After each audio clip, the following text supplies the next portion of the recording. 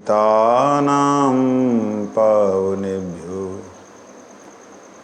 वैष्णवभ्यो नमो नमः।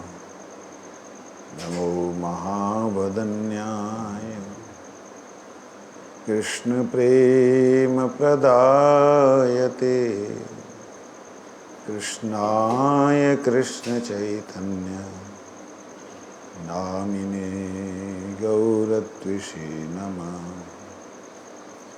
तप्त कांचन गौरंगी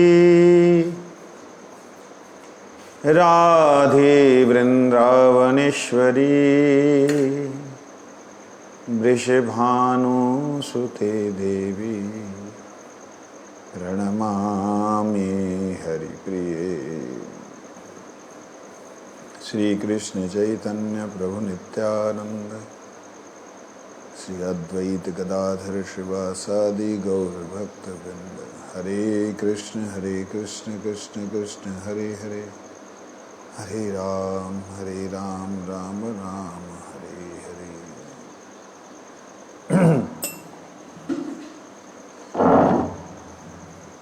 जय हो राधा गोकुलानंद देव की जय, कृष्ण बलदेव की जय। कहते हैं 7वें अध्याय पे हम लोग थे।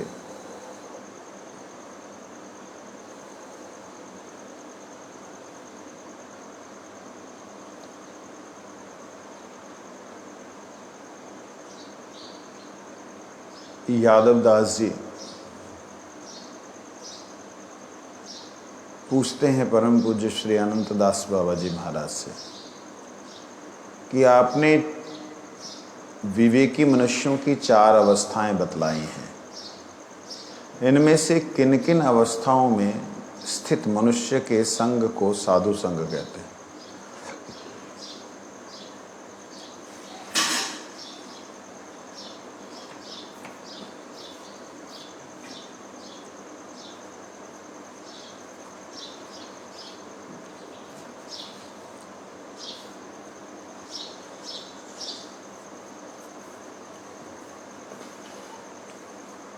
विवेकी, मुमुक्षु, मुक्त और भक्त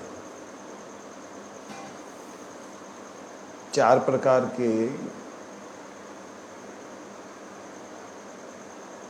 लोग हैं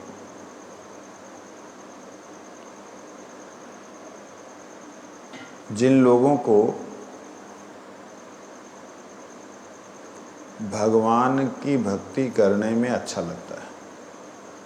उनमें से जो हैं पहले विवेकी, जो विवेकवान हैं, जिनका विवेक है। हम क्या कहते हैं विवेक किसका है? जिसको खाना पीना सोना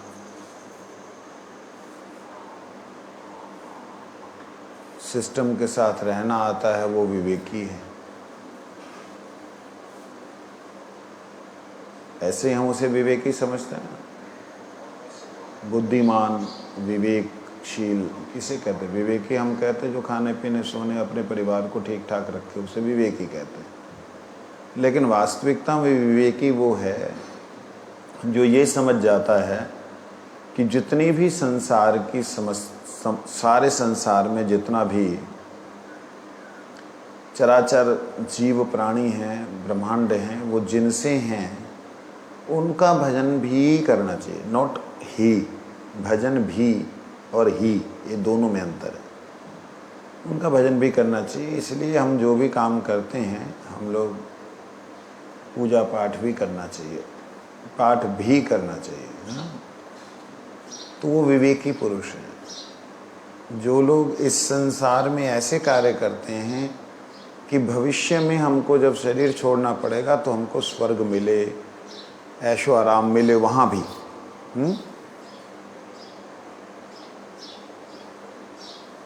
इन्हें कहते हैं विवेकी।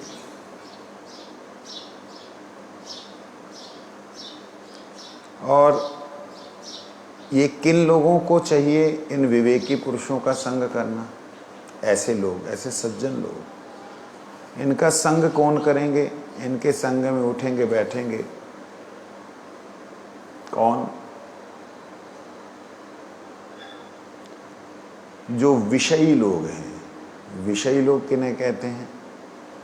जो केवल मात्र माया में फंसे हुए हैं, अपना खाना पीना सोना, बच्चों को पैदा करना, परवरिश करना, कोई भगवान का लेना देना नहीं, कोई पराशक्ति परमात्मा या कोई और शक्ति भी है इस ब्रह्मांड के अलावा, उसके बारे में जानना नहीं या जानता नहीं। उन लोगों को चाहिए कि विवेकी पुरुषों के बीच में बैठे। सिंपल सी बात है ना। और मुमुक्षुओं का संग करें, विवेकी पुरुषों के बीच में बैठे। और विवेकी पुरुषों का चाहिए कि मुमुक्षुओं का संग करें। मुमुक्षु मतलब होता है मुक्ति की इच्छा रखने वाला, मुक्ति की इच्छा रखने वाला मुमुक्षु, उनका संग करें। उनके संग से वो लाभदायक होता है। उसके बाद है मुक्त, मुमुक्षु मुक्षिक मुक्ति की इच्छा रखने वाले, और एक है मुक्त जो मार्ग में चलने वाले हैं, मुक्ति के मार्ग पे चलने वाले। वो दो प्रकार के हैं। एक है चित्त रस के प्रति आग्रह रखने वाले मुक्त, और एक है निर्भेद मायावादी मुक्ताभिमानी।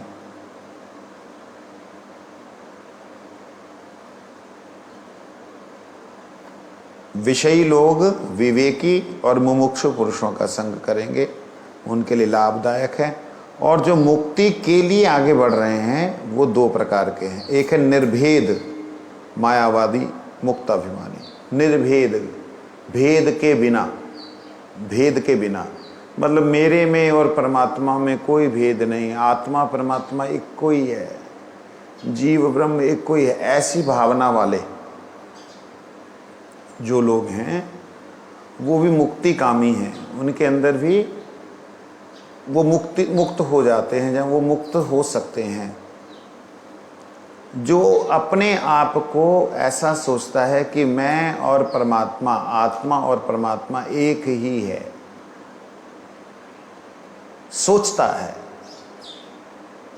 और जो समझता है, जहाँ जिसको ऐसा फील होने लग जाता है, आभास होने लग जाता है या अनुभव होने लग जाता है, ऐसे जो व्यक्ति हैं उन्हें कहते हैं निर्भेद ब्रह्मवादी। बोलते हैं निर्भेद ब्रह्मवादी। नए नए शब्द सुन रहे हो। निर्भेद मतलब भेद रहित, ब्रह्म के साथ एकता।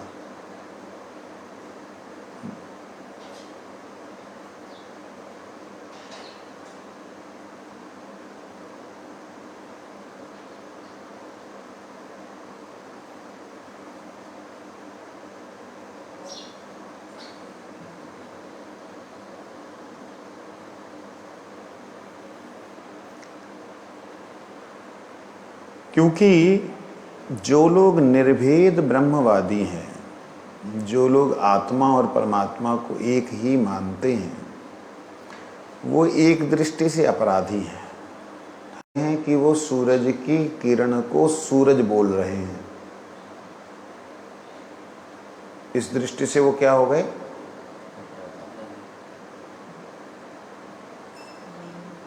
गलत हो गया।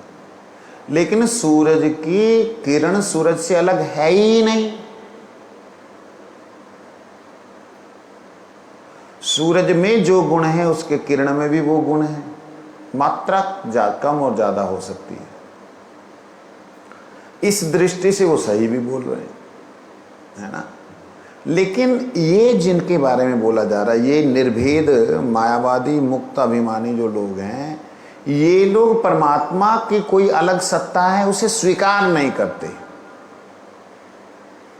परमात्मा बोल के, भगवान बोल के अलग से उनका कुछ प्लेनेट है, जहाँ उनका कुछ अलग से ऐश्वर्य है, शक्ति है, ऐसा ये लोग नहीं मानते। ये लोग कहते हैं इस संसार में जो कुछ है वो वही है, उसी की माया, वही सब कुछ, और वही मैं हूं। सो अहम, सारा उसका और वो मैं। तो कहते हैं ये ऐसे लोगों का संग बिल्कुल किसी के लिए भी करनीय नहीं है। ऐसे लोगों का संग करने की जरूरत नहीं है। भागवत जी में कहते हैं ये अन्य अरविंदाक्ष विमुक्त मानिना सत्वय यस्त भावाद विशुद्ध बुद्धयः आरुह्य कृच्छेन परम पदम ततः पत्यन्तधो नाधृक् युष्मदंघ्रयः।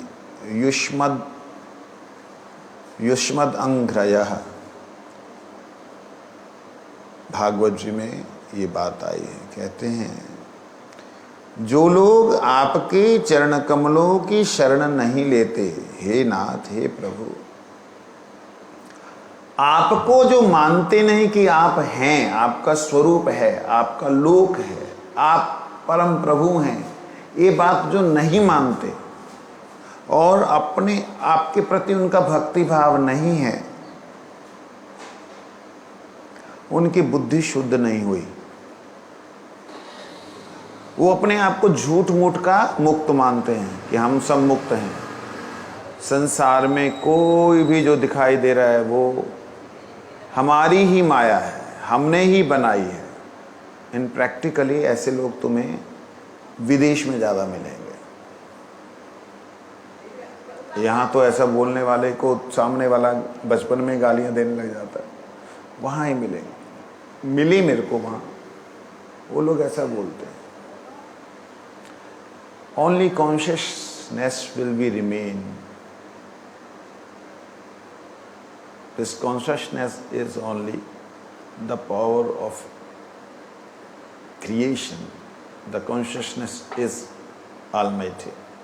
ऐसे करके लोग बोलते हैं। मैंने उसको बोला इट्स ओके, ज्ञान ही सर्वशक्तिमान है, ज्ञान से ही सारी सृष्टि हुई है, ज्ञान के अलावा कुछ नहीं, ठीक है। परंतु ज्ञान किसका? तुम्हारे ज्ञान से बुद्धि खराब हो गई। कहता है I am not different from that consciousness, my self is conscious. मैं कहा your self is conscious, but should understand also you are not the source of consciousness. That source of consciousness is also there. तो कहते हैं no, this is just your imaginations. कि आपकी कल्पना है कि सारे ज्ञान का कोई सोर्स हो सकता है। क्या वेरी गुड। मैंने फिर बोला, मैंने कहा अच्छा बताओ वो फिर ज्ञान आया कहाँ से? कहते फिर जवाब नहीं, दिस इज ऑल एग्जिस्ट, ये हमेशा से है। तो है कहाँ? कहता है एवरीवेयर। मैं कहा वाई नॉट दिस, मीन्स ये लोहा जो है ये क्यों नहीं अपने आप क्रिया कर रहा है, ये जड़ क्यों है? अगर एवरीवेयर है तो ये जड़ नहीं होना चाहिए, ये भी चेतन होना चाहिए। मैं कहा जड़ भी है, क्रिया करने वाला भी है, विचार करने वाला भी है, तो there are some things are which you cannot see by your material eyes. तब उसका दिमाग थोड़ा सा खुला। जो भी हो उसको यहाँ लाने की जरूरत नहीं। ऐसे लोग होते हैं जो लोग परम सत्ता को, परमात्मा को, परम शक्ति को स्वीकार नहीं करते। वो कहते इट्स नेचुरल इज हैपन, ये सब स्वाभाविक रूप से हो गया। अरे ऐसे ही हो गया, ईंट पड़ी है, सीमेंट पड़ा है, रेती पड़ी है, नेचुरल हो गया। कैसे हो गया? बिल्डिंग बन गई। कैसे बन गई? बिना चेतन के क्या वो क्रिया हो सकती है? It impossible. How you are saying it's natural? What is this natural? Nature is, if nature is there then that nature should be submit to someone. Otherwise वो अगर प्रकृति है तो वो किसी के आश्रय में रहनी चाहिए, किसी की होनी चाहिए। शक्ति है तो किसी की है, वो किसको नहीं मान करके तुम कह रहे ये जो कुछ है ये सब कुछ यही है। ऐसे लोग जो होते हैं उनके लिए यहाँ कह रहे हैं प्रभु जो आपके प्रति शरणागत नहीं हुए वो अपने आप को सोचते हैं दे आर लिबरेटेड सोल, वो मुक्त आत्मा है। कहते मूर्ख हैं वो लोग।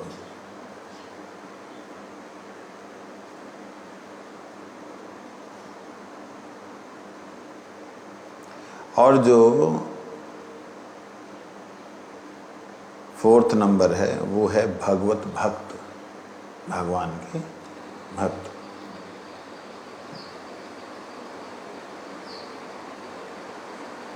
पानी मोटर, वो कौन है?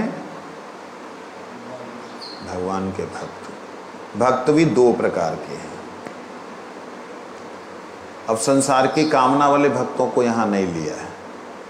वो कामना वाले भक्त जो हैं विवेकी हैं, जो सोचते हैं कि भगवान का भजन करो, यहाँ सुख मिलेगा, बाद में स्वर्ग वगैरह मिलेगा, वो विवेकी लोग हैं। उनको इसमें अब नहीं लिया गया। यहाँ शुद्ध भक्तों को लिया गया। शुद्ध भक्त भी 2 प्रकार के हैं। कौन कौन है?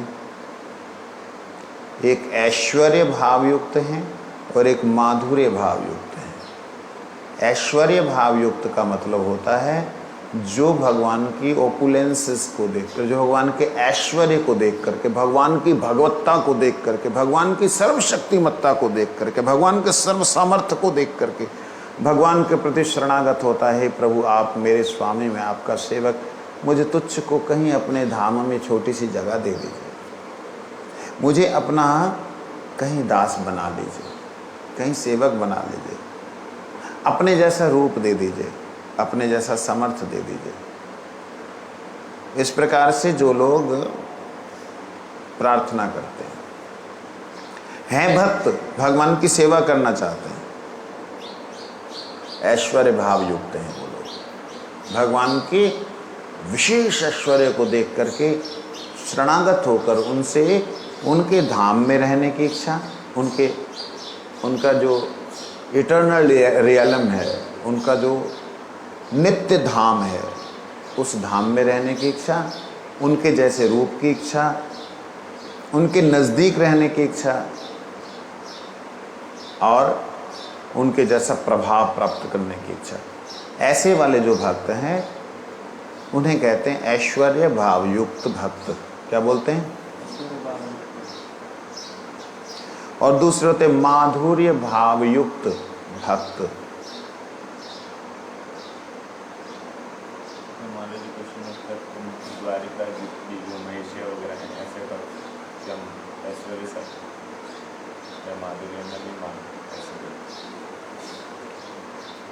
देखिए वो है भगवान के नज़दीक में रहना। जो भगवान का वैकुंठ धाम है, उस वैकुंठ धाम में भगवान को सेवा करने के उद्देश्य से बहुत से जीव जो लक्ष्मी जी की से तरह सेवा करना चाहते हैं वो भी वहाँ पे विराजमान है। जो भगवान के वैकुंठ में, जो भगवान के नज़दीक रह करके भगवान की दास भाव से, भगवान के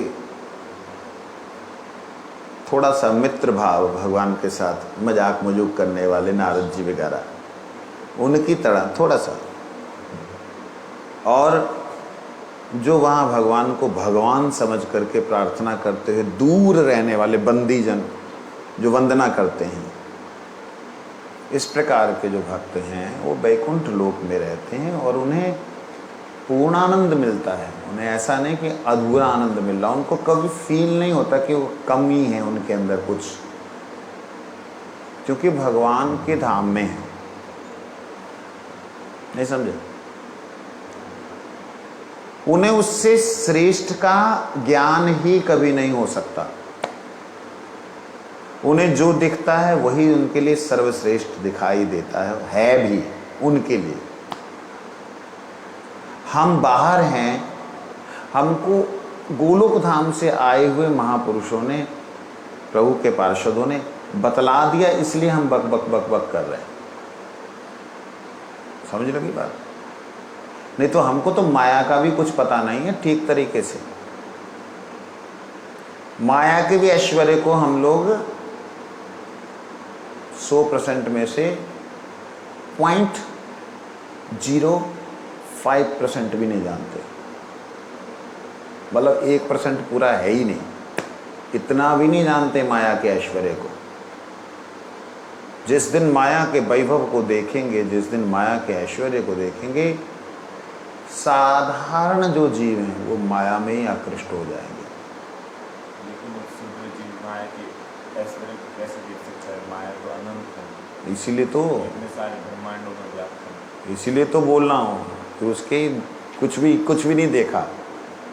मैं ये कहना चाह रहा हूँ कि हम आज बैठे हुए यहाँ पर तुच्छ जीव, वैकुंठ लोक में रहने वाले, द्वारिका धाम में रहने वाले, फलाने धाम में, उनके रसों का जो है ना विश्लेषण कर रहे हैं।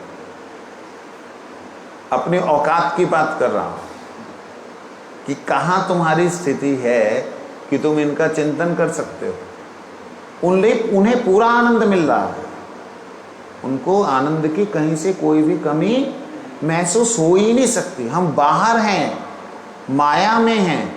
गोलोक के नायक जो हैं, उनके जो सेवक हैं, उन्होंने हमें कृपा करके कुछ बता दिया तो हम यहाँ पे वो क्या बोलते हैं, बिना बात का मतलब घर्षण कर रहे हैं, इच्छा नहीं कर रहे हैं।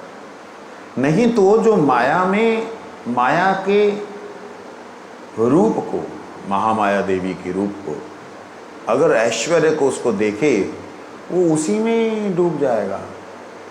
वो जब देखेगा कि जो माँ है वो ब्रह्मांडोदरी है, सारा ब्रह्मांड ही मेरी माँ के आंचल में है, जब वो देखेगा दुर्गा देवी के आंचल में सारा ब्रह्मांड, और उस ब्रह्मांड में कितने ही अवतार आए, कितने अवतार गए, वो सारे के सारे मेरी माँ के द्वारा ही हो रहा है।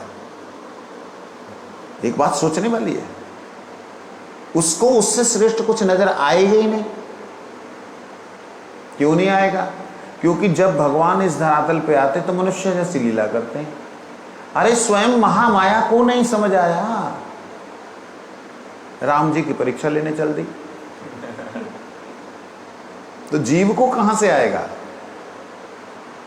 तो इसीलिए कहते हैं हम लोग बिना बात के ना, हाँ ब्रह्मवादियों का कुछ आनंद नहीं है, फालतू बोलते हैं।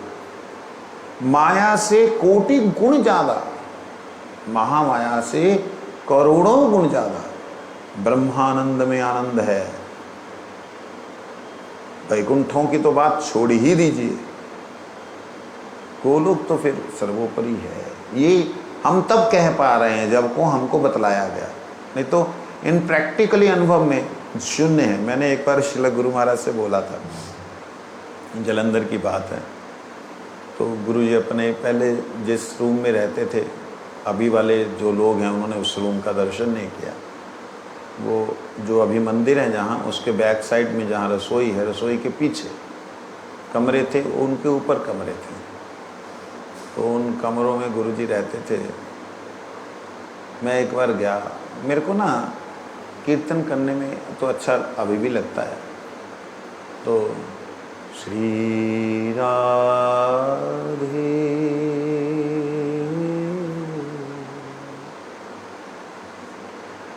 श्री राधे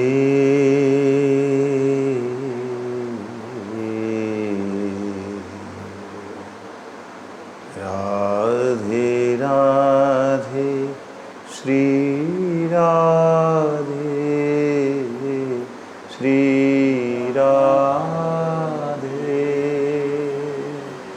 जय राधे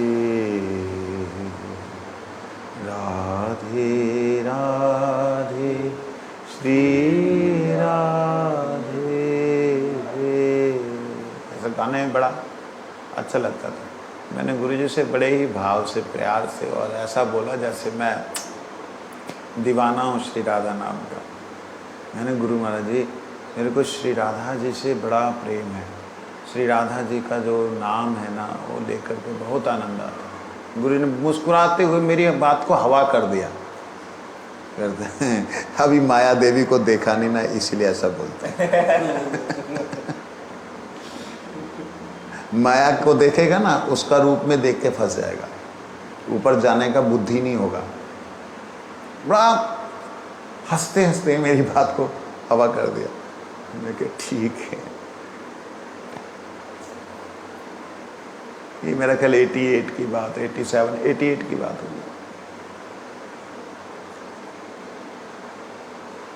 ये बात है। तो इसलिए भैया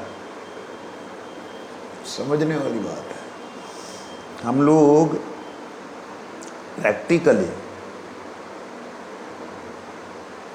माया तो छोड़ो, चलो माया देवी को छोड़ दो, अगर आप अपने इस शरीर को, सारे शरीर के अंदर होने वाली संरचना को एक बार अपनी बुद्धि से पढ़ने लायक हो जाए, पूरे शरीर के अंदर होने वाली हरकत को समझने वाले हो जाएं, बात बता रहा हूं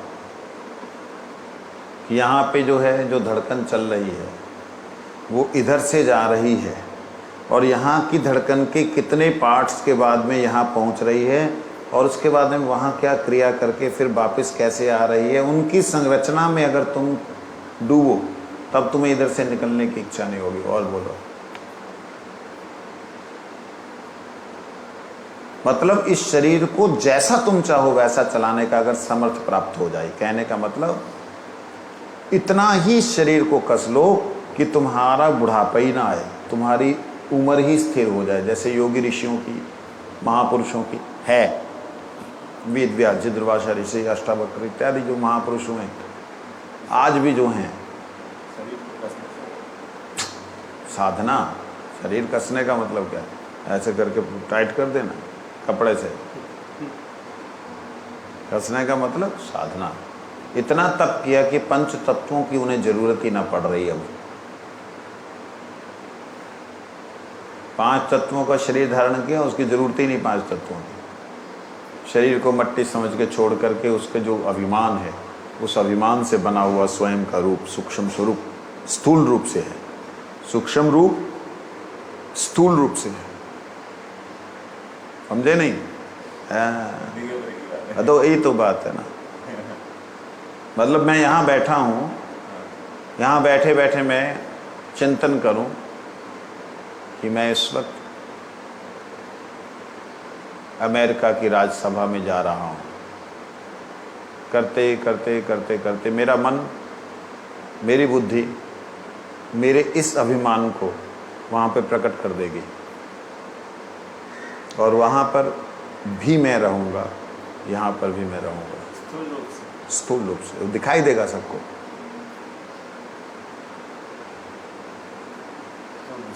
सूक्ष्म को स्थूल बना दे, ऐसे सिद्ध महापुरुष पहले बहुत हुए हैं, बहुत हुए हैं, मतलब छोटी मोटी 1-2 की बात नहीं, बहुत हुए।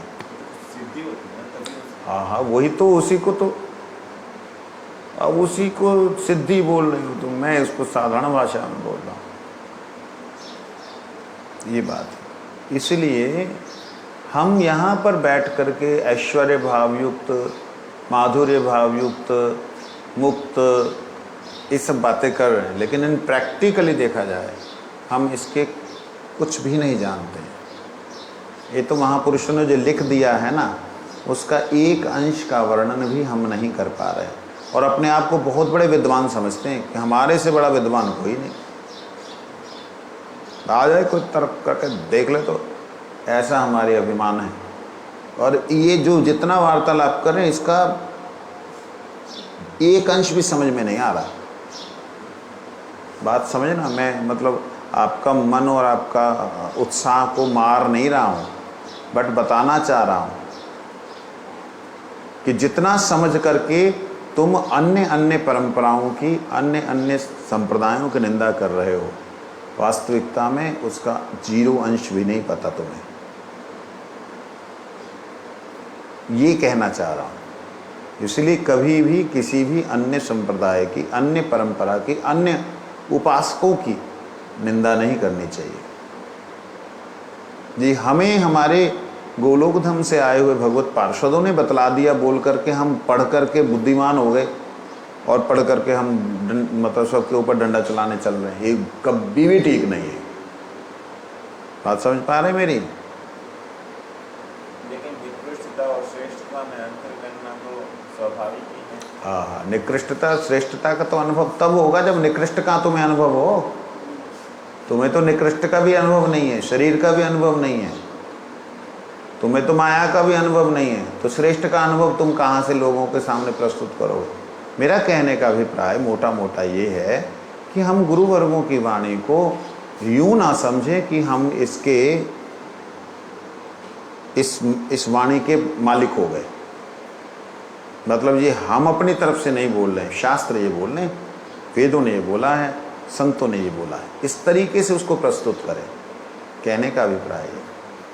अन्यथा वैकुंठ का जो आनंद है, आहा क्या बताएं, उसमें तो अत्यंत आनंद है। क्या ये निकृष्ट का जो अनुभव किए बिना, माया का अनुभव किए बिना कोई भी ऐसा अनुभव किए बिना क्या श्रेष्ठ रस की प्राप्ति नहीं कर सकते? हाँ, कर सकते। जो उस तरफ आकर्षित होगा, जिस तरफ तुम चाहोगे आकर्षित होना, जिधर तुम चाहोगे जाना, उधर जाओगे। लेकिन मेरा ये कहना है कि तुम्हें कोई भी तो अनुभव नहीं है, कुछ भी तो अनुभव नहीं, ये बात कहना, औकात को समझ के बात करना।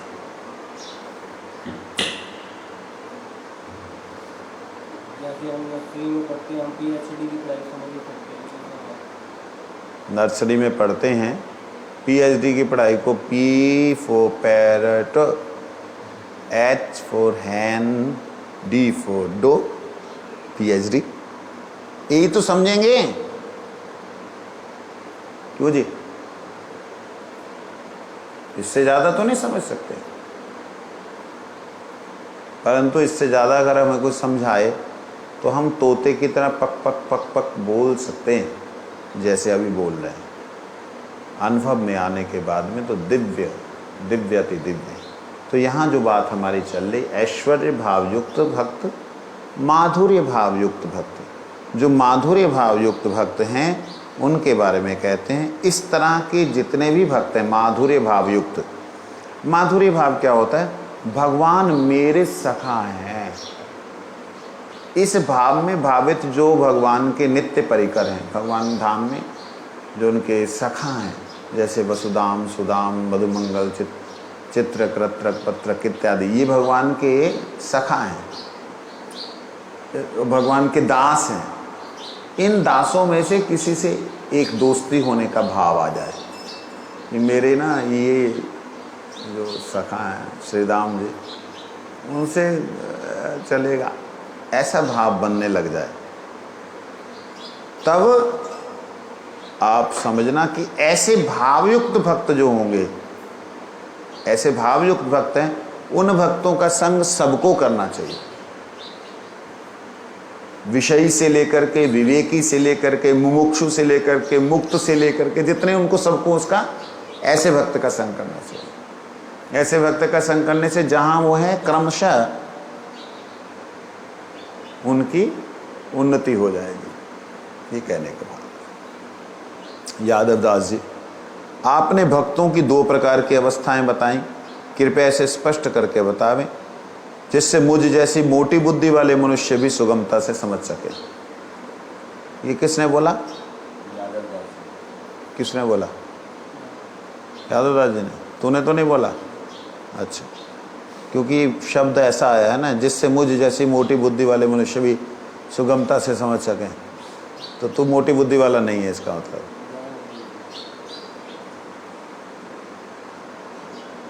अनंत दास जी कहते हैं, अवस्थिति के अनुसार भक्त दो प्रकार के हैं, गृहस्थ भक्त और त्यागी भक्त। जैसे हम लोग हैं, हम त्यागी भक्त हैं। जैसे आप लोग हैं, आप गृहस्थ भक्त हैं। गृहस्थ भक्तों का संसार से क्या संबंध होता है? जो गृहस्थ भक्त हैं वो संसार में कैसे रहेंगे, उनका कैसा संबंध होता है? कहते हैं केवल गृह निर्माण करके उसमें रहने से गृहस्थ नहीं होते। उन्हें घर में रह रहा है इसको गृहस्थ नहीं कहते। ऐसे तो घर में हम भी रह रहे हैं।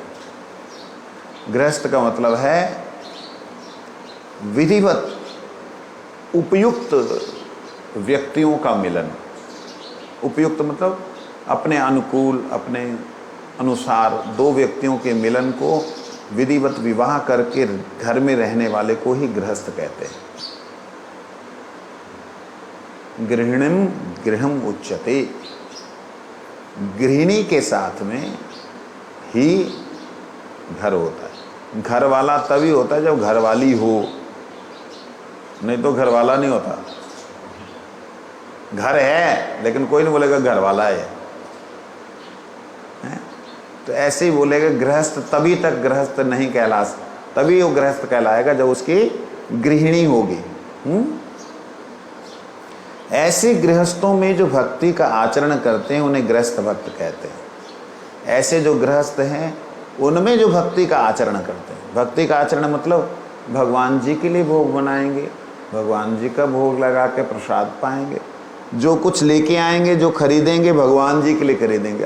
फल बड़े बढ़िया आए, दिखा मैं खा के देखूँ ना, भगवान जी के लिए लेंगे वो फल, लेकर के भगवान जी को भोग लगाने के बाद प्रसाद पाएंगे। भगवान जी के सामने बैठ के उनका गुणगान करेंगे, जो भक्तों ने कीर्तन किया है उस कीर्तन को करेंगे। भगवान जी के सामने बैठ के उनकी कथा सुनेंगे।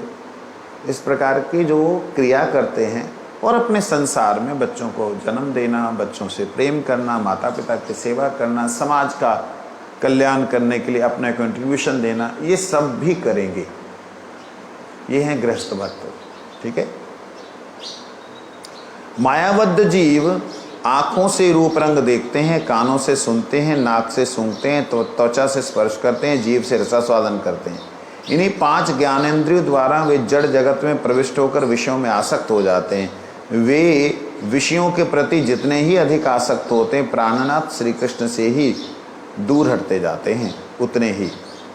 इसी का नाम बहिर्मुख संसार है। जो लोग इस तरह संसार में लिप्त होते हैं वो विषयी हैं। अपनी इंद्रियों के द्वारा संसार में, आँख के द्वारा दूसरे के रूप को देखने में मोहित होने वाले, कान के द्वारा संसार के फिल्मी गाने और गंदी बातें और निंदा चुगली सुन करके आनंद मनाने वाले, जीव के द्वारा चटर मटर खाने वाले, मतलब ये जो 5 ज्ञान इंद्रियां हैं, इन 5 ज्ञान इंद्रियों से जो संसार के विषयों को लेने वाले उन्हें विषयी कहते हैं। समझ आ गया? अब ये 5 इंद्रियां तो इनके विषय तो चाहिए होंगे, तो भगवान के रूप को, भगवान के श्रृंगार को देख करके आनंद मनाने वाले। जितना ठाकुर जी का श्रृंगार होता है इतना किसी औरत का श्रृंगार नहीं होता। कोई भी इतना श्रृंगार करके नहीं निकलेगा जितने ठाकुर जी का। जितने ठाकुर जी की जरी जामा, जो हीरे जवाहरात लगे होते हैं, इतना कोई नहीं पहनता। तो उससे ज्यादा सुंदर कौन है? श्रृंगार में सबसे श्रेष्ठ श्रृंगार भगवान जी का।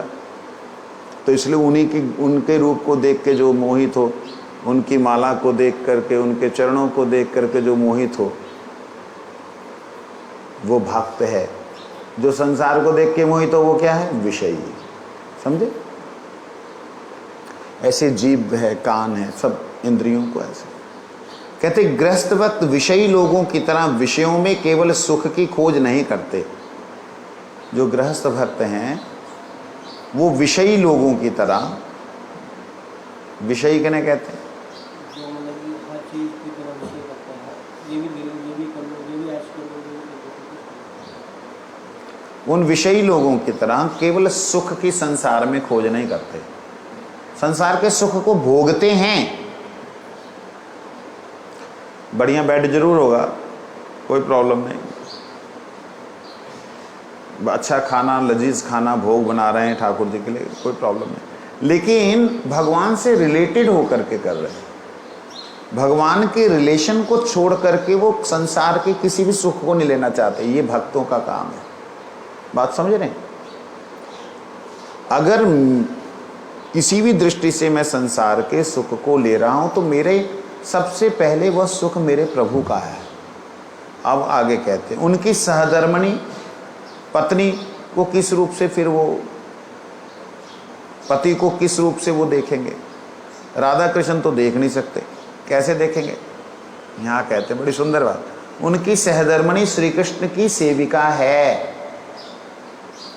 क्या है? मेरी पत्नी भगवान की सेविका है, इसलिए प्रभु की सेविका है। इसको संतुष्ट करना, इसको सुख देना मेरा कर्तव्य है। तुम्हें लगी? नहीं लगी? बता, समझाना इसको।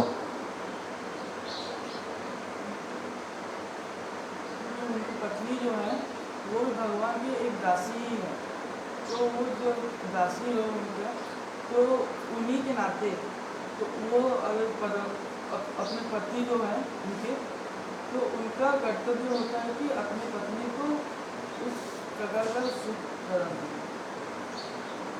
समझे कि जैसे प्रभु की सेविका है तो इसको मेरे को सुखी रखना है, ये मेरा कर्तव्य है। ये बोध, मेरी भोग की वस्तु है, ये मेरे अधीन तत्व है, मैं इसको भोगूं, ये नहीं। उसे सुख देने की भावना से उसके पास में जाना, ये बहुत हाई लेवल की बात है। पत्नी का ये भाव होना चाहिए, पति जो हैं मेरे प्रभु के सेवक हैं, ये आए हैं, अभी थके हैं, इनके मैं अगर चरण दबा रही हूँ तो मैं प्रभु के सेवक की सेवा कर रही हूँ। बात समझ रहे हैं? उनको अगर मैं संतुष्ट दे रही हूँ, उनको शारीरिक सुख दे रही हूँ, तो मैं अपने प्रभु के सेवक को सुख दे रही हूँ, ना कि ये मेरा पति है, मैं इसको जैसे मर्जी भोग करूँ। ये दृष्टि नहीं, ये बड़ी हाई लेवल की बात है। मतलब आम संसारी व्यक्ति में नहीं आती। क्यों नहीं आती? सत्संग नहीं करते। सत्संग करने से असत वस्तु में भी सत का आभास होता है। सत्संग करने से असत वस्तु में भी सत का आभास होता है। और सत्संग नहीं करने से, अब जैसे बाबा जी हैं, सत्संग में रहते हुए सत्संग अगर ना करें, वो कहें कि ये सब प्रभु के सेवक हैं, मैं इनको सुख दूं, तो दुराचारी है। तुम्हारा जो कर्तव्य है, तुम्हारा जो आश्रम है, उसके अनुसार कार्य करो, नहीं तो गृहस्थ में जाओ, उसके अनुसार रहो। ये सिस्टम है। गृहस्थ भक्त को यहाँ पे हेय नहीं दिखलाया है, बेकार, ऐसा नहीं दिखलाया। ये बात समझने वाली। कहते पुत्र कन्याएं श्री कृष्ण की परिचायक और परिचायिका होती हैं। जैसे उनका पुत्र भगवान का सेवक है, पुत्री भगवान की सेविका है, उनके अंदर ऐसा भाव भरा जाता है।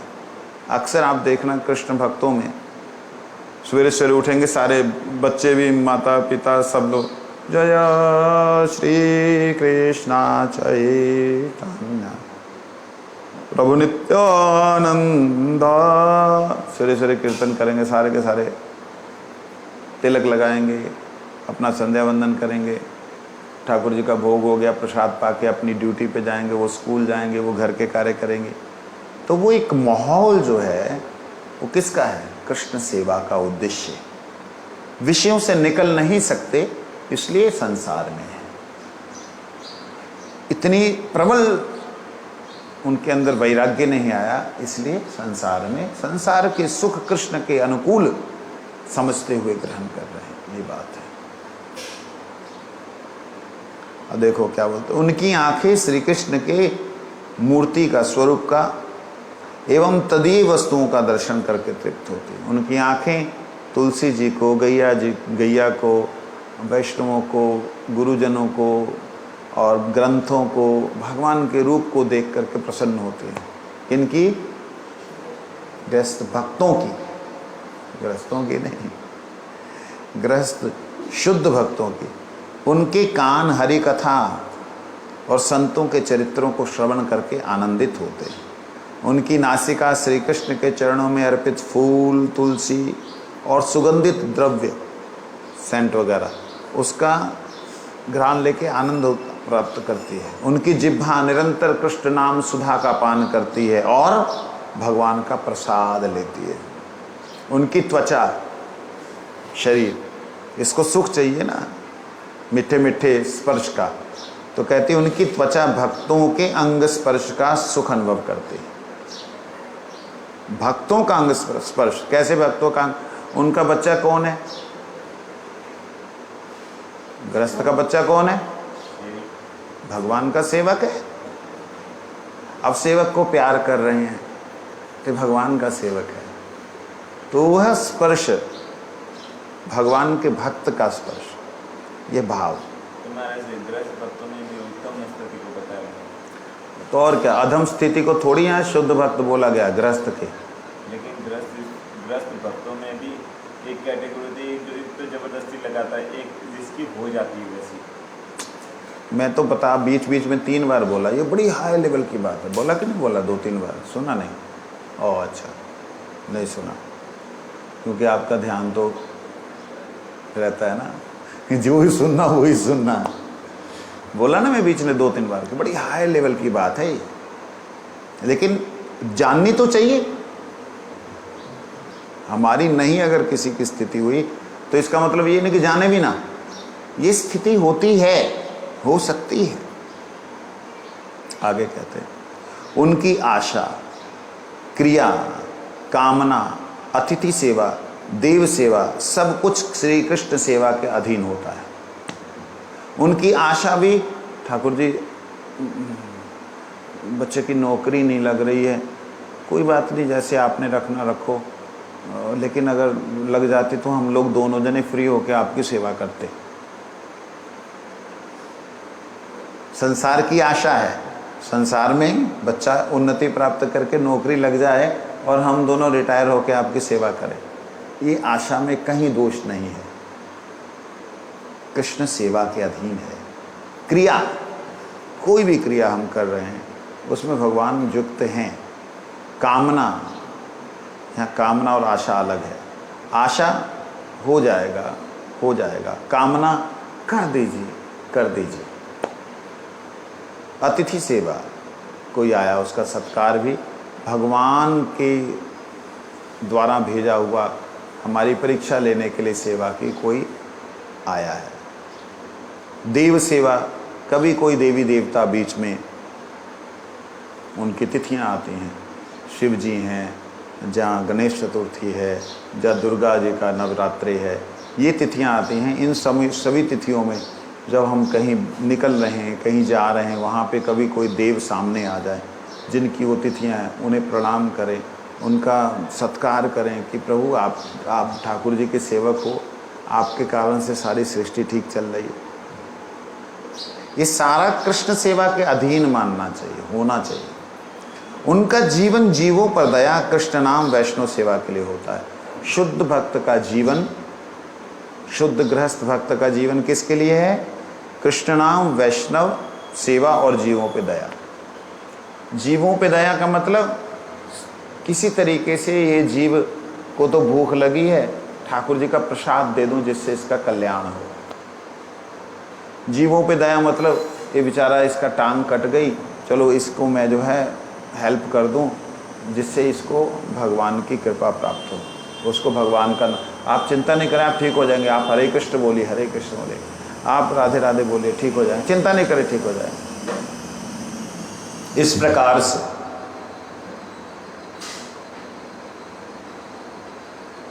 जिनका जी, हाँ, और वैष्णव सेवा, अन्य वैष्णवों की सेवा का भाव, अनासक्त हो रहकर विषयों का भोग करना केवल गृहस्थ भक्तों द्वारा ही संभव है। ये शब्द समझने वाले, अनासक्त होकर विषयों का भोग करना केवल गृहस्थ भक्तों द्वारा ही संभव है। अनासक्त होकर कैसे हो सकता है?